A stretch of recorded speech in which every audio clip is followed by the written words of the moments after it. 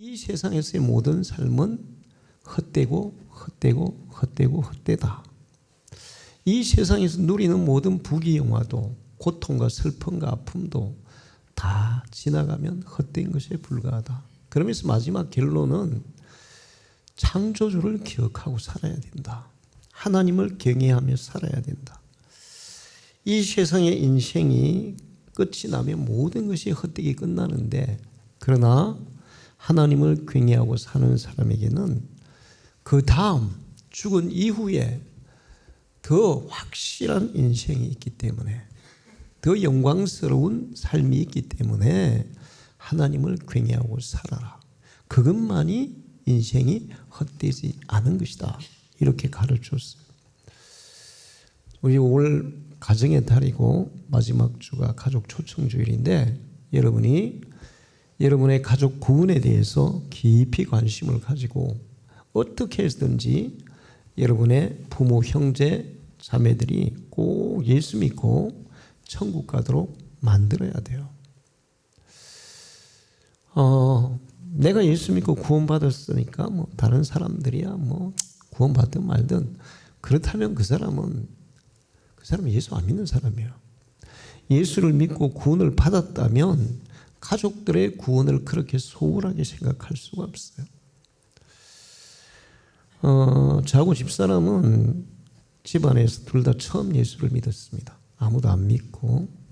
그래서 제가 하나님께 감사한 게는, 우리 고향에서 동네 사람들이 다 예수를 믿어도 절대로 예수 안 믿을 집안은 우리 집안이라 그랬어요. 우리 동네에 교회가 있어도 교회에 안 다니고 교회를 못 다니게 하고 또 자녀들을 절대로 교회를 못 가게 한 사람이 우리 부모님들이었습니다. 그런데 우리 아버지는 제가 예수 믿기 전에 돌아가셨으니까 어쩔 수 없는데, 그 어머니 권사님으로 돌아가시고, 우리 형님이 절대로 예수 안 믿겠다고 그랬던 형님이 지금 장로님이 되셨어요. 그리고 우리 누나도 집사로 돌아가시고, 동생은 안수 집사, 또 다 예수 믿고 이제 돌아가셨고 살아계신데, 마지막 한 명 남았어요. 우리 누나. 그래서 저는 하루에 2번 이상 그 누나의 구원을 위해서 기도하는데, 뭐 틈만 나면 얘기하죠. 우리 누나 얘기는 나 꼭 예수 믿을 거다, 반드시 믿을 거다, 그렇게 얘기해요. 그런데 이게 사람이 올 때는 순서가 있지만 갈 때는 순서가 없잖아요. 그래서 제가 가장 갈급하고 가장 간절한 게 가족 구원이에요.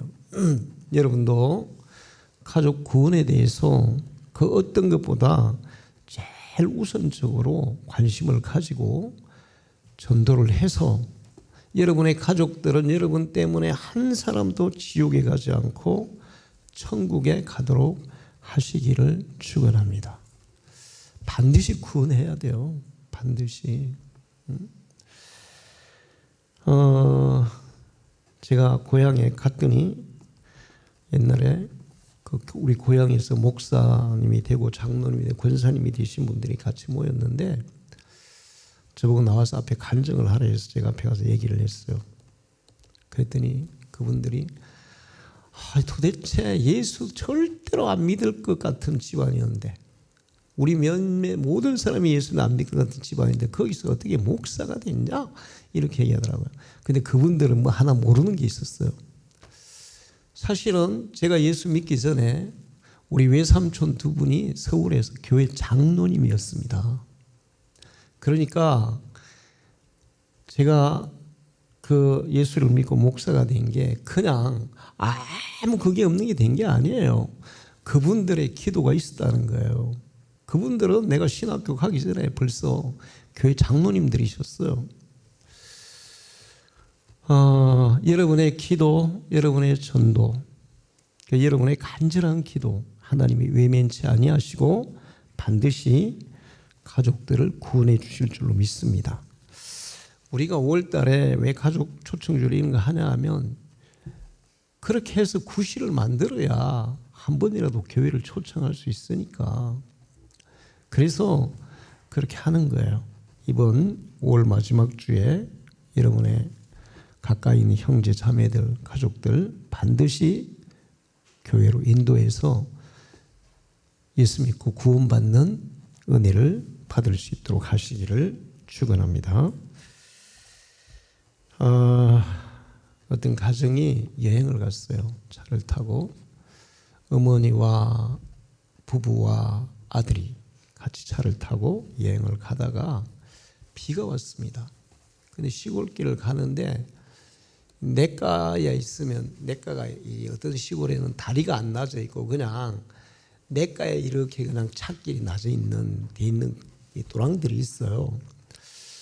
비가 오는데 그 도랑이 한 2, 30m 이렇게 되는데 물이 잘름잘름 넘칠 때 하는 거예요. 그래서 저 정도면 뭐 충분히 갈 수 있지. 그리고는 갔는데 갑자기 위에서는 비가 억수로 와가지고 이 차가 갈 때 막 물이 확 덮쳐버렸어요. 그래서 이제 밀려가지고 도랑이 이제 떠내가기 시작했어요. 이제 다 죽게 된 거예요. 자, 이때 만약에 여러분이 거기에서 한 사람만 살릴 수 있다면 누구를 살리겠냐는 거죠. 어머니와 아내와 아들이 있어요. 근데 그 중에서 딱 한 사람만 살릴 수 있다면 그런 상황에서 한 사람 살리기도 자기 살기도 힘들어요. 한 사람만 살릴 수 있다면 누구를 살리겠냐? 자, 여러분은 강수는 누구를 살리겠니? 어? 굉장히 조심하네. 부모님들 앞에 계신다고. 우리의 전통적인 사고는 부모를 살려야 된다고 얘기해요. 아내도 다시 얻을 수 있고 자식도 얻을 수 있고 부모는 한번 가면 다시는 얻을 수 없는 게 부모다 이러면서 부모를 살려야 된다고 하죠. 그러니까 일반적인 통념은 아이가 어리니까 아이를 살려야 된다고 얘기해요. 그러면 어떤 사람은 아내를 살려야 된다고 얘기하는 경우도 있어요. 여러분은 누구를 살리겠습니까? 누구를 살릴까요? 네? 제가 한 65년 이상 살고 보니까 결론은 아내를 살려야 된다는 거예요. 아내를 살려야 된다. 자, 이제 거기에 대한 해답을 성경적으로 줄 건데 주기 전에 경험적으로 제가 생각해 봤어요. 우리 부모님은 제가 20살 때 서울로 신학교를 가면서 이제 가끔 한 번씩 만나고 그리고는 돌아가신 지가 벌써 15년, 16년 정도 됐죠. 우리 아이들도 대학 가면서 전부 다 떠났어요. 그리고 결혼해서 지네끼리 살고 있어요. 그런데 우리 집사람은 미우나 고우나 힘드나 괴로우나 지금까지 내 곁을 지키고 있습니다. 40년간 우리 부모님하고 산 시간보다 더 오래, 자식들하고 산 시간보다 더 오래. 그리고 이제 죽을 때까지 같이 살 거예요. 부모는 때가 되면 떠납니다. 자식도 때가 되면 떠나요. 부부가 있을 때 나이가 들어서 병이 났다. 누가 돌봐줄까요? 부모님이, 자식이 돌봐줄 수가 없어요. 결국에는 부부밖에 없는 거예요. 그래서 현실적으로 봐도 아내를 구하는 것이 당연한 거예요. 자, 그러면 성경은 뭐라고 할까? 성경에도 아내를 살리라고 얘기해요. 왜 그런가 하면 아내는 제3자가 아니고 곧 자기 자신이라는 겁니다. 부부는 남이 아니에요. 부모 자녀 간에는 몇 촌? 1촌. 형제 간에는 몇 촌?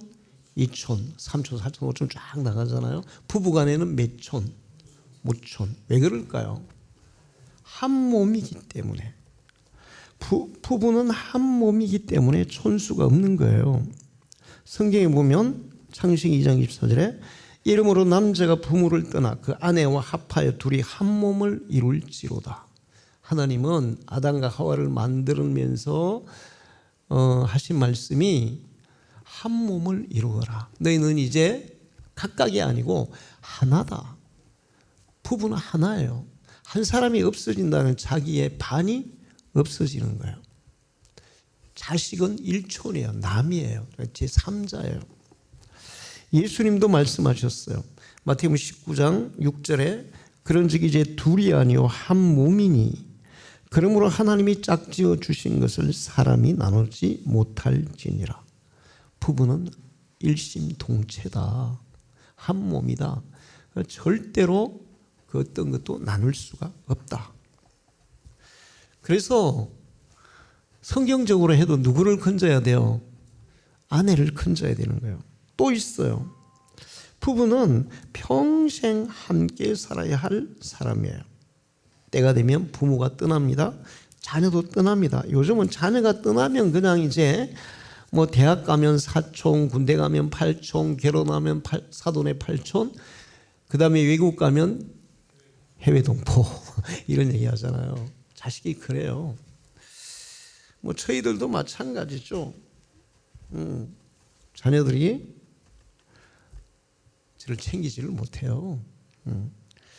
자, 평생 함께 살아야 할 사람이 부부예요. 한 몸으로 평생 함께 가야 할 사람. 죽을 때까지, 결혼을 하고 죽을 때까지 함께 살아가야 할 사람이 부부입니다. 그러니까 부부는 자식을 위하는 것보다 누구를 더 위해야 된다? 아내와 남편 서로를 더 위해야 된다. 우리나라는 전통적으로 부모 공경, 효 사상을 굉장히 강조했어요. 그래서 때로는 옛날 얘기들 보면 자녀를 희생시키더라도, 아내를 희생시키더라도 부모에게 효를 다해야 된다. 이렇게 가르쳤어요. 근데 그 가르침은 잘못 가르친 거예요. 부부는 평생 함께 가야 될 사람이기 때문에 먼저 아내가 남편을 챙기고 남편이 아내를 챙기는 것이 마땅하다는 것입니다. 그리고 부부는 서로에게 없어서는 안 되는 존재예요. 부부가 사이가 좋지 않아서 이혼하는 경우가 있는데, 그러나 예수님은 하나님이 짝지어 주신 부부는 절대로 사람이 나눠서는 안 된다. 서로에게 없어서는 안 되는 존재죠. 저도 이제 하도 이제 이렇게 심하게 많이 아파 보니까 자식들은 있잖아요. 내가 병원에 있으면 잠시 왔다가 뭐 면회하고 가지 계속 나를 돌봐주지 못해. 내가 이제 수술을 했을 때 정은이가 한 3일, 의성이가 하루, 그 정도 내 옆에서 간호를 했는데 우리 집 사람은 뭐 3개월, 6개월, 2년, 3년 그렇게 하고 있죠. 서로에게 없어서는 안 되는 존재가 부부예요. 자식은 크면 다 떠나가요. 나중에 부모 없어도 잘 살아요. 근데 부부는 서로가 없으면 잘 살 수가 없어요. 그래서 요즘 웃기는 얘기들을 하는데 하도 우리나라 사람들 부부 사이가 안 좋다 보니까 동창회를 갔더니 이제 막 나이가 한 60쯤 가까이 돼가 여자분들이 동창회 자기 동기들을 만났어. 근데 동창회하고 와서 부인이 남편에게 막 엄청 막 시무룩해가지고 막 별로 막 이 표정이 안 좋은 거예요. 당신 동창회 무슨 일 있었어? 친구들이 뭐 남편이 잘 나가는 사람 있어? 뭐 아파트 막 투자해서 돈 많이 벌었대? 뭐 벤츠 타고 왔대? 그런 거 아니야. 그런데 왜 그래? 그랬더니 다른 동기들은 남편이 없는데 나만 남편이 있잖아. 요즘 세대가 그래요. 근데 사실 그건 웃으려고 하는 얘기지 실제로 자식이나 부모보다 아내가 평생 옆에 없어서는 안 될 그런 존재입니다. 그 다음에 또 왜 아내를 건져야 되냐면 한 가정을 이루는 기초는 부부예요. 부부가 없으면 부모가 있을 수 있어요, 없어요? 부부가 자녀를 낳아야 부모가 되고, 그럼 부부가 없으면 자녀는 있을 수 있어요, 없어요? 없어요. 한 가정의 기초는 부부예요. 창세기 2장 23, 24절을 보면 아담이 이르되 이는 내 뼈 중에 뼈, 살 중에 살이로다. 하와를 보고 그렇게 고백했어요. 당신이 곧 나 자신이고 내가 곧 당신이다. 이러므로 남자가 부모를 떠나 그 아내와 합하여 둘이 한 몸을 이룰지로다. 가정을 이루는 부부가 결혼을 해서 가정이 만들어지는 거죠. 부부가 없으면 가정도 없는 거예요. 그래서 아내를 구하는 것이 마땅한 겁니다. 강수야, 걱정하지 말고 자신 있게 나는 내 아내를 구할 겁니다. 이렇게 얘기해야 돼요. 부모님이 뭐 서운할 게 이제 설교 들었으니까 서운해하면은 성경 말씀을 거스리는 거야. 서운할 거 없어요.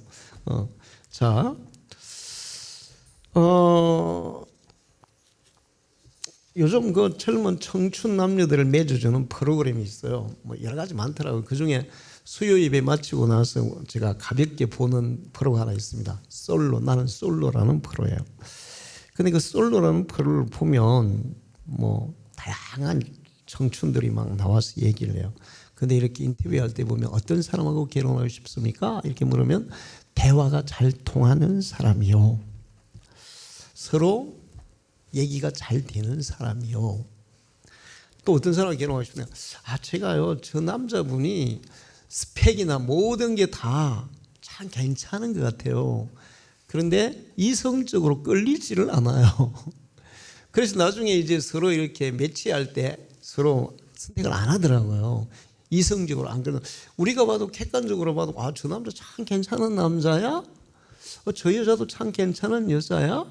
그런데 이성적으로 안 끌려서 선택을 안 하더라고요.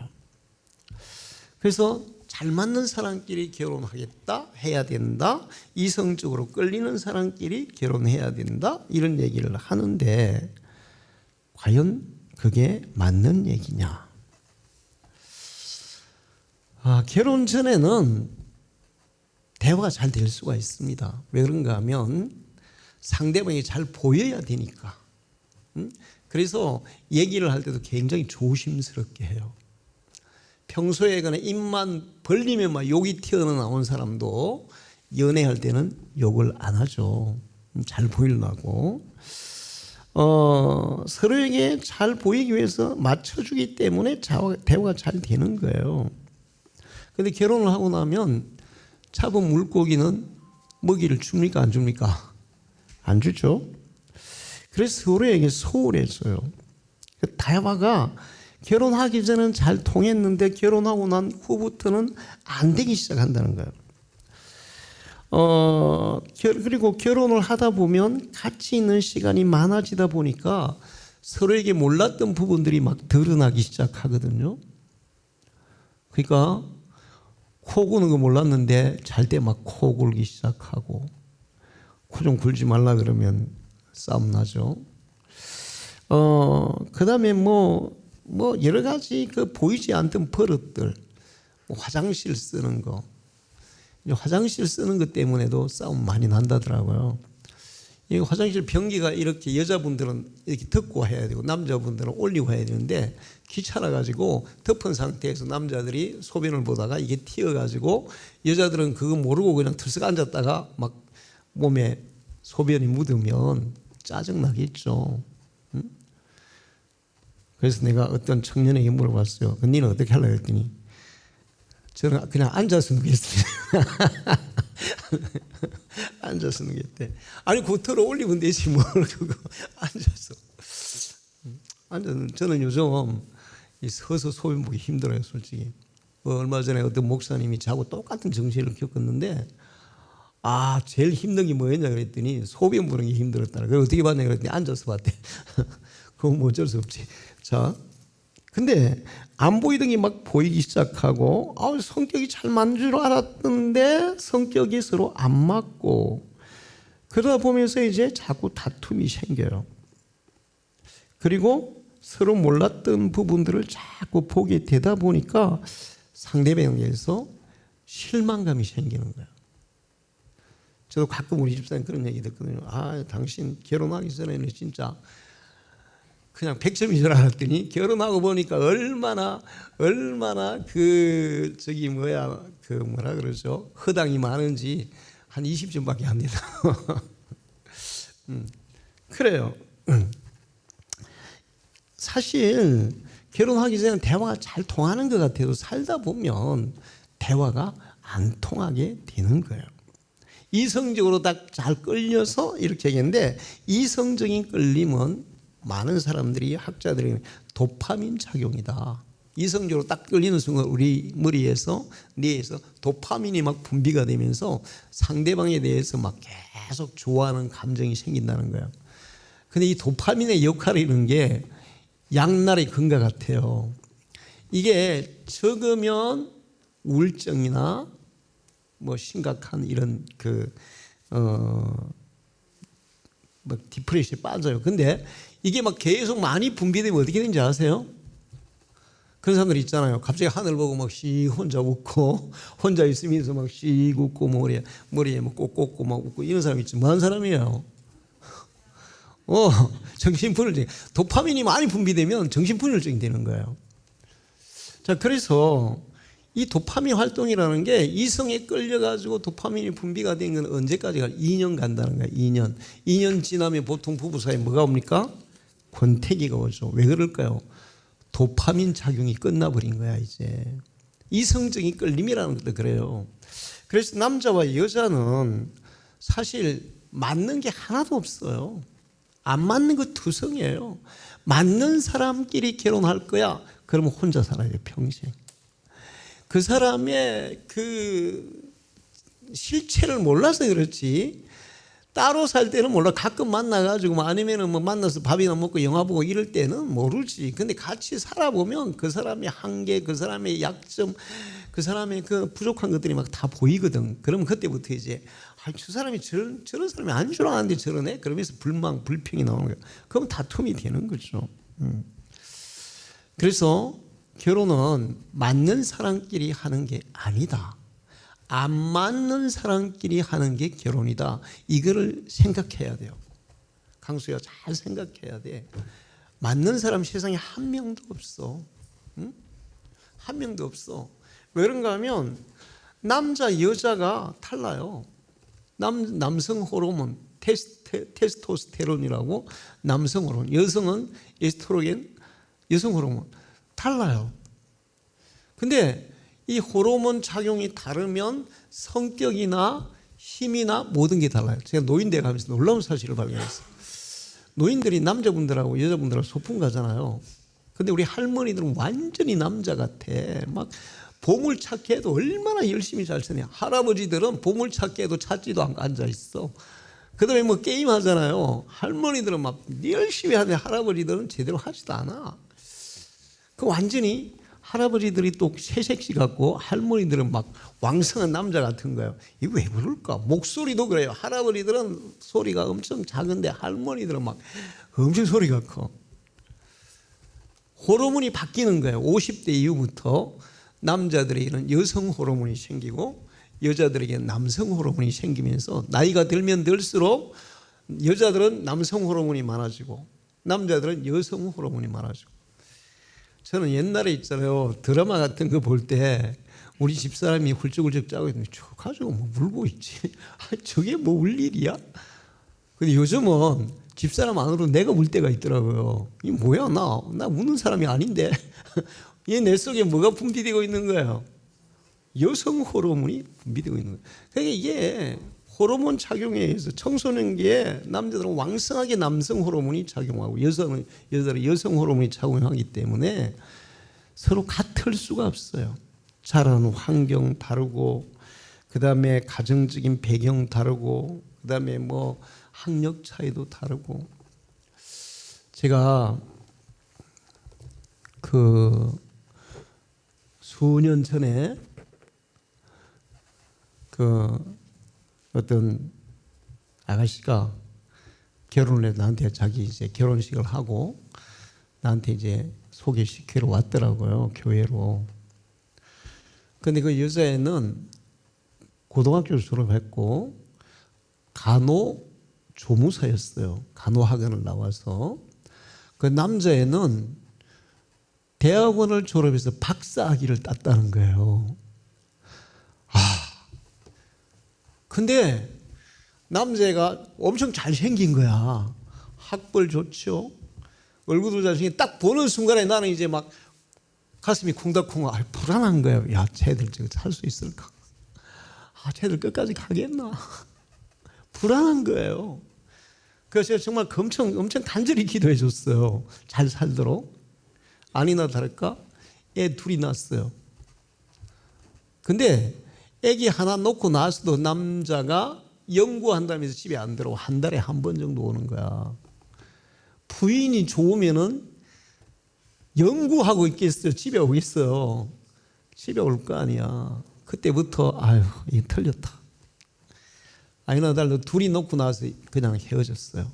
그리고 애들은 부인한테 맡기고 남자는 그냥 따로 갔습니다. 아마 다른 여자 만나 살겠죠. 응?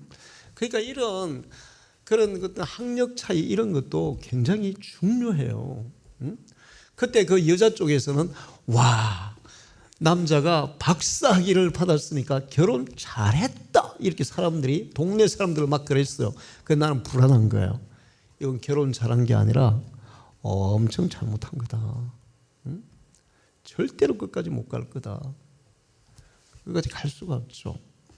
여러 가지 차이들이 있어요. 그래서 이런 그 남녀 차이, 남자와 여자는 절대로 잘 맞는 사람이 없고 맞을 수가 없다.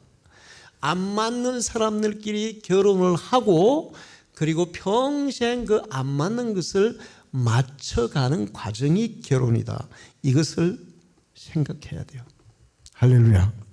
이걸 전제로 하고 결혼을 해야 되는 거야. 저 사람 잘 맞을 때니 안 맞아? 이혼.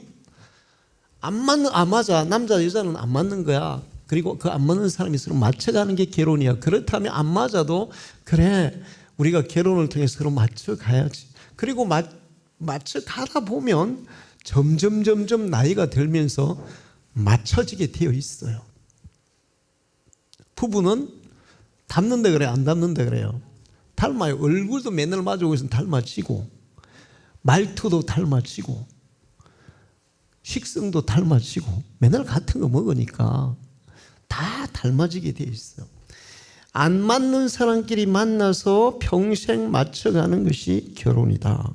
그거를 우리가 생각하고 결혼을 해야 되고, 또 결혼을 했으면 평생 그걸 생각하고 살아야 돼요.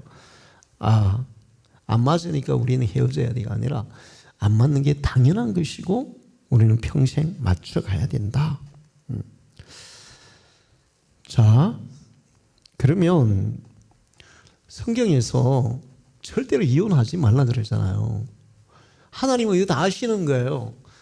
남녀는 서로 안 맞는 사이야. 그러니까 평생 맞춰가는 게 결혼이야. 그러니까 무슨 성격 차이든, 이제 우리나라 사람들이 이혼 법정에서 가장 많이 이혼하는 그 이유가 뭐예요? 성격 차이 얘기하잖아요. 성격 차이 당연한 건데 그것 때문에 이혼하면 말이 안 되는 거예요. 하나님 그래서 그런 걸 이혼하면 안 돼. 가정 환경 차이, 능력 차이, 재정적인 차이, 또 원 가정과의 어떤 그런 이런 거 다 이혼하면 안 돼. 왜? 그거는 다 서로 다른 게 당연한 거야. 다른 사람이 결혼해서 맞춰가는 게 결혼이니까 그런 게 안 맞다고 이혼하는 것은 하나님이 보실 때 이게 되는 거야, 안 되는 거예요? 안 되는 거죠. 그러니까 하나님 안 된다는 거야. 근데 딱 이혼해도 된다고 하는 게 하나 있어요. 뭘까요? 간음했을 때 부부가 부부로서의 순결과 서약을 어기고 상대방에 대한 신의를 저버리는 그런 바람을 피웠을 때, 남편이든 아내든 그랬을 때는 이혼해라. 그러니까 이혼을 할 수 있는, 하나님이 이혼을 할 수 있는 그 경우를 주신 게 다른 거로는 이혼하면 안 돼. 근데 상대방에 대해서 신의를 저버리고 배신을 때리면 그거는 이혼이 가능해. 근데 성경도 뭐라 그러냐면 그렇다 하더라도 그거를 용납하고 받아줄 수 있으면 이혼해라 하지 마라. 하지 마라 그런 거야. 그러니까 가능하면 이혼을 하지 말라는 거야. 자, 성경에서 우리에게 행복한 가정을 이루는 비결을 가르쳐주고 있어요. 행복한 가정을 이루는 비결. 성경대로 살면 가정은 행복해지게 되어 있습니다. 베드로전서 3장 7절을 보면 이렇게 말씀해요. 남편들아 이와 같이 지식을 따라 너희 아내와 동거하고 그는 너희 연약한 그릇이요 또 생명의 은혜를 함께 이어받을 자로 알아 기히 여기라. 이는 너희 기도가 막히지 아니하게 하려 함이라. 남자들은 여자분들보다 생각이 굉장히 단순합니다.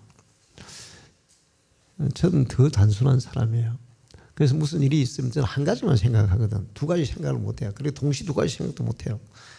근데 우리 집사람은 동시에 막 두 가지, 세 가지, 10가지를 막 생각하거든.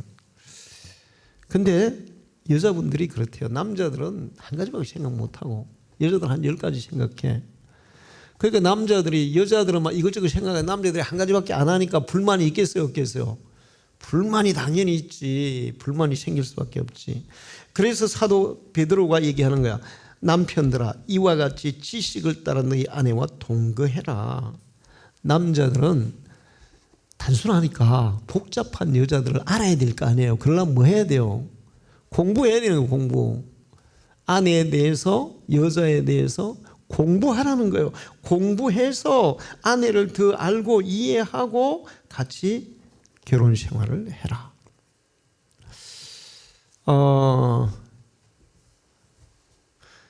이혼 그 숙녀 캠프라는 거 그런 거 하죠.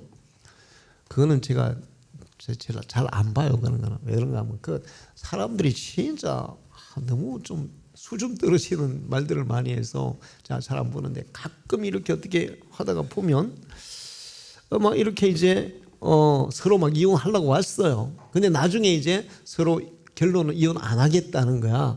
근데 그게 뭐냐, 이혼 숙녀 캠프를 하면서 뭐를 발견하냐면 남편의 과거에 살아왔던 그 삶, 아내가 과거에 살았던, 지금 남편이 알코올 중독자가 될 수밖에 없었던 그런 원인들, 아내가 가소비하는 그런 것들을 할 수밖에 없었던 원인들, 쇼핑 중독에 빠질 수밖에 없었던 원인들, 살아온 그 과거를 이렇게 다 얘기하고 막 또 이렇게 연극으로 재현을 하고 상담을 하면서 아내가 저런 고통이 있었네, 저런 힘든 삶이 있었네. 그러면서 상담가들이 그런 걸 경험하면 사람들은 이렇게밖에 될 수 없는 거예요 얘기해 주면 그때 아내에 대해서 무슨 마음이 생겨요? 이해하는 마음이 생겨요.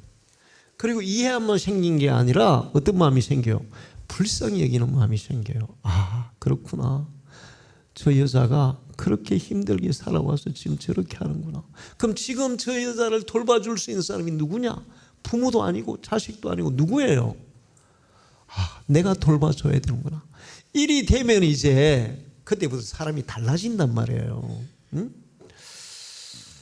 자, 그래서 지식을 따라 아내와 동거해라.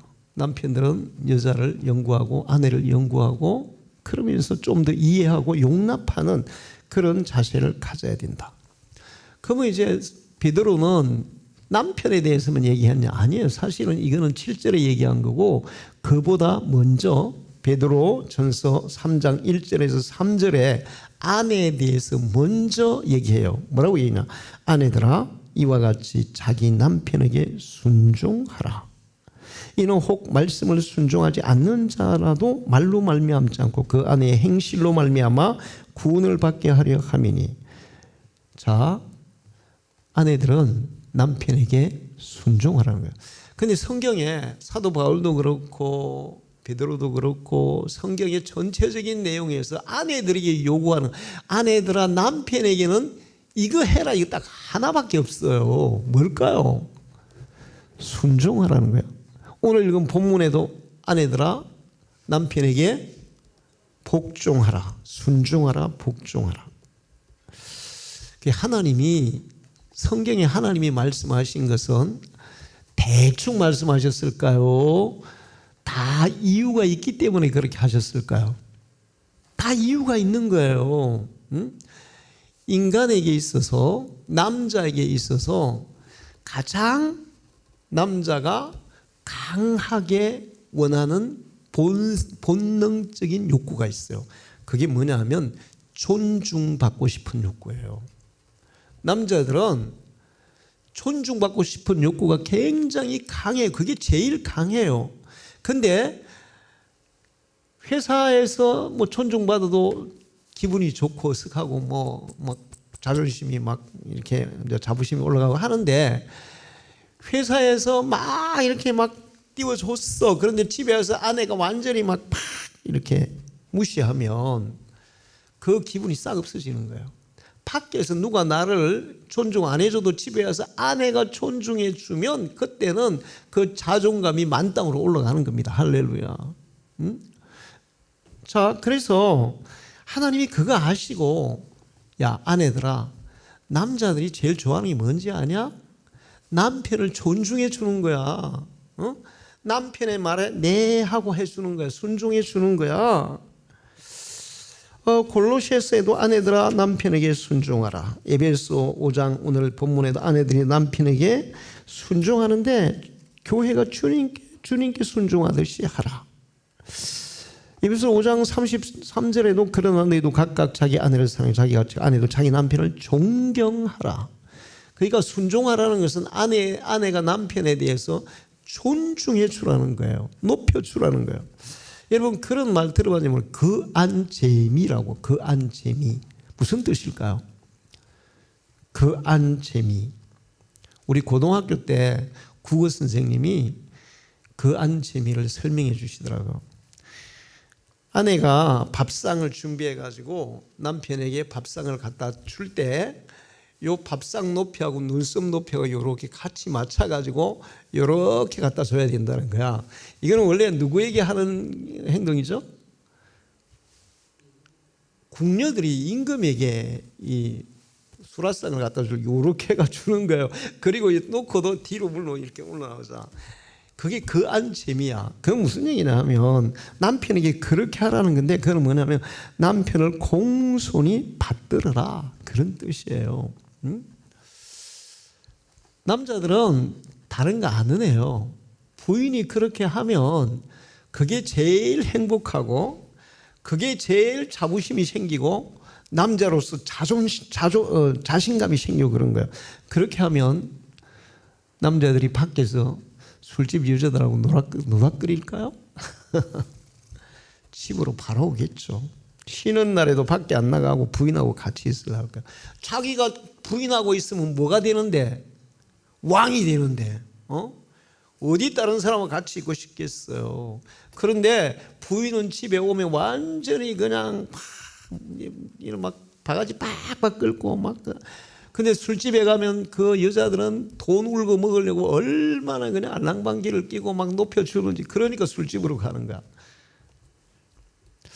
그래서 하나님은 아내들아 남편을 존중하고 존경하고 순종해라. 남편의 자존심을 살려줘라. 자부심을 좀 높여줘라. 남자들은 단순해서 그거면 다 된다. 할렐루야. 자, 그러면 또 이제 남편들에 대해서 아내를 이제 공부하고 그리고 알고 이제 하라는데, 또 무슨 얘기냐면 남편들아 아내를 사랑해라. 그런데 어떻게 사랑하냐? 자기 자신처럼. 예수님이 교회를 위해 자기 목숨을 버리신 것처럼 아내를 사랑하라. 그러나 너희도 각각 자기 아내를 사랑하기를 자기 자신같이 하고, 그렇게 말씀하고 있습니다. 자기 아내를 사랑하는 것은 곧 자기를 사랑하는 것이다. 그것도 하나님이 다 그렇게 하는 이유가 있어요. 하와가 아담하고 범죄하고 나서 하나님이 하와에게 주신 형벌이 있어요. 첫째는 무슨 형벌이에요? 아기 낳을 때 받는 고통이에요. 두 번째 형벌은 뭐예요? 평생 너는 남편을 연모하게 될 거야. 여자들에게 가장 큰 욕구는 남편의 사랑을 받고 싶어하는 욕구라는 거예요. 응? 자, 그러면 보세요. 자식들이 엄마한테 막 너무너무 잘해. 근데 남편은 나를 전혀 사랑 안 해.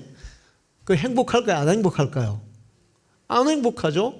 시부모가 너무너무 잘해줘. 근데 남편은 나한테 무관심해서 전혀 사랑 안 해. 행복해요? 안 행복해요? 시부모도 잘못하고 자식도 잘못해. 근데 남편은 너무너무 사랑해줘. 그러면 행복해요? 안 해요? 행복한 거예요. 할렐루야. 남편은 자기 아내가 높여줄 때 행복하고, 아내는 자기 남편이 자기를 사랑해 줄 때 행복하고. 그래서 하나님이 이렇게 우리에게 그 말씀을 주고 있습니다. 자, 그리고 마지막으로 남편과 아내는 서로에 대한 의무를 다해야 된다. 결혼은 그냥 서로 좋으니까 아니에요. 결혼을 했다는 자체는 서로에게 뭐가 있다는 거예요? 책임이 있다는 거예요. 자녀를 낳으면 자녀에 대한 책임이 있고, 또 가정에서 우리 부모님에게도 자식으로서 부모에 대한 책임이 있고. 근데 그 책임 중에 가장 강한 책임은 뭐냐? 부부간의 책임입니다. 남편은 그 아내에 대한 의무를 다하고 아내도 그 남편에게 그렇게 할지니라. 서로에 대한 책임을 다하도록 해라. 잠언 5장 18절에 19절 보면 네 셈으로 복되게 하라. 네가 젊어서 친 아내를 즐거워하라. 그런 말씀이 있어요. 자기 아내를 가장 좋아하고 즐거워하고 사랑하고. 인생을 다 끝내보세요.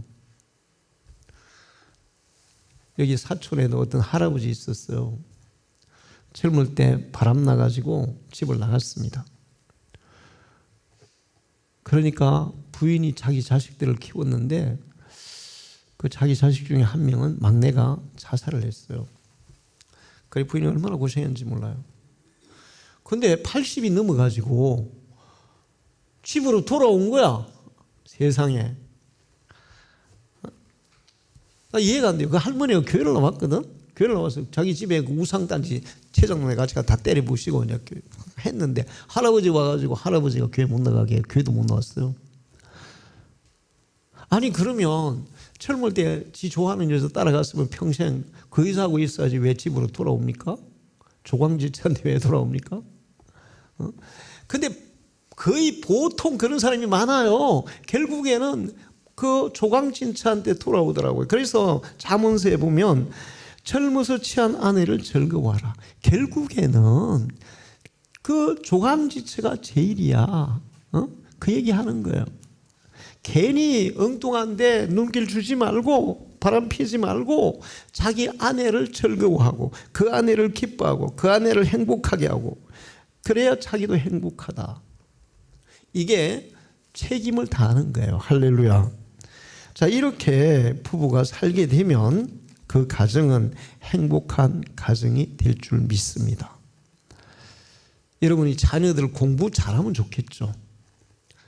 근데 자녀들이 공부 잘하는 최고의 비법이 있대요. 그건 뭐냐면 부부가 이렇게 서로 사랑하고 존중하면서 다정한 모습을 자녀들에게 보여주는 거라는 거예요. 그럼 왜 자녀들이 공부를 잘할까요? 그러면 정서적으로 안정이 되거든. 그런데 막 공부하려고 그러는데 이제 막 마음 잡고 공부하려고 그러는데 안방에서 엄마 아빠 싸워가지고 막 주전자 날아가고 막 텔레비전 날아가고 그러면 공부 돼요? 안 돼요? 하려다가 에이씨 그러면서 그냥 집어 던진단 말이야. 그러니까 자녀들을 공부 잘하게 하는 것은 정서적인 안정감을 주는 건데 그거는 부부가 서로 사이좋게 다정하게 사는 게 최고의 정서적인 안정이라는 거예요. 그런 자녀들은 절대로 가출 안 한다는 것입니다. 자, 그렇게 해서 여러분의 가정이 부부 사이가 평생 서로를 사랑하고 존중하고 그러면서 또 자기 자신이 주신 책임을 다하고 그래서 행복한 가정을 이루시고 또 여러분의 자녀들도 또 여러분들을 통해서 행복한 아이들로 자랄 수 있게 되는 그런 가정 이루기를 축원합니다. 기도하겠습니다. 하나님 아버지 감사합니다.